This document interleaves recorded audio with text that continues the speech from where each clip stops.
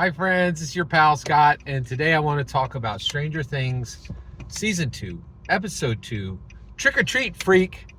And today we're going to pick it up with the core four. So you have Lucas Sinclair and Dustin Henderson and Mike Wheeler and Will Byers. And they are transitioning from middle school. So I believe they just left 8th grade. And now they're going into 9th grade and they're in high school, right? So it's Halloween. So they're all excited. They're going to go trick-or-treating, of course. And they have purposely, carefully, and really done very well. They have executed a really nice combined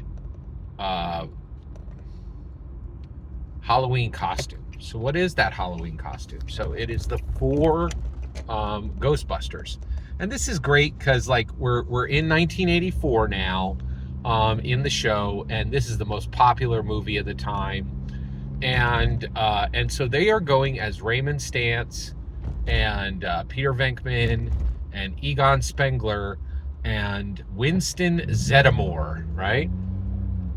So, but it hits a problem. So both Lucas Sinclair and Mike Wheeler are both going as Peter Venkman.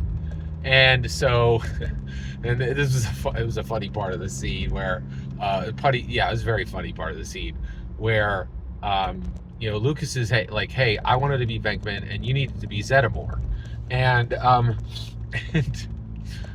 And Mike's like, I can't be Zeddemore, right? And so there's like, and Lucas is, why can't you be Zeddemore? Say it, right? Like, and it's interesting because Lucas Sinclair is a person of color, but his friend group, they're not people of color. They're bog standard white guys, right? Like, and so there was this bit of tension there. But one of the things that I really do like is, we are shown this Dungeons & Dragons group, and Dungeons & Dragons groups from the very beginning have been diverse. There's been some debate about this, but the reality is we are extremely open. The Dungeons & Dragons community is probably the most progressive group in the world. For a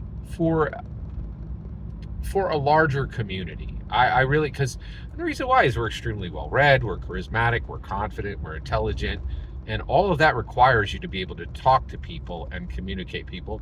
And Dungeons & Dragons is a filter for that. If you can't talk with people, if you can't socialize, you won't be able to play Dungeons & Dragons, period. You'll be out. Like you're like, if you can't communicate with people, you're not going to be able to play Dungeons & Dragons, right? Which is kind of wild because the Welcome to the Hellfire Club, Dungeons & Dragons literally says about itself that it's always been a haven for outsiders, free spirits, and dice slingers, which I thought was really interesting. So, but, and I do think we're open to outcasts, outsiders, people who are socially challenged, right?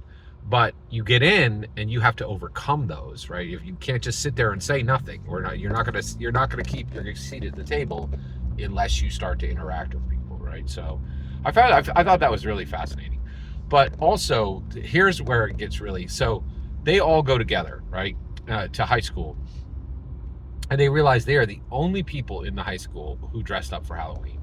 Everybody else is, we're too cool for school, man. Like, we don't do Halloween anymore, right? Now, most of those kids are going to go out that night, but they're not going to go out dressed in costume. They're going to go out escorting their little brothers or their little sisters.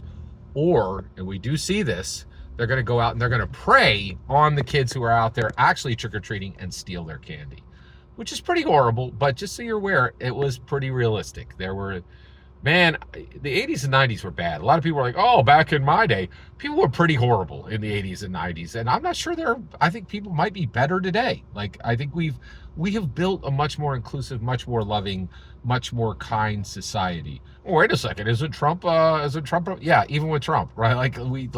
We still have like 1 month a year that celebrates a group of people who used to be castigated, right? Like, we have made massive progress even now, right? Like, it's pretty wild. Like, and this is one of the reasons why I love watching Stranger Things, is it brings these things up. But these guys go through and they're all just mortified, right? But they're mortified. But I think what is so compelling about this show is they're mortified together, right? They are going through this together. They're like, hey, we're embarrassed together. We go through things together.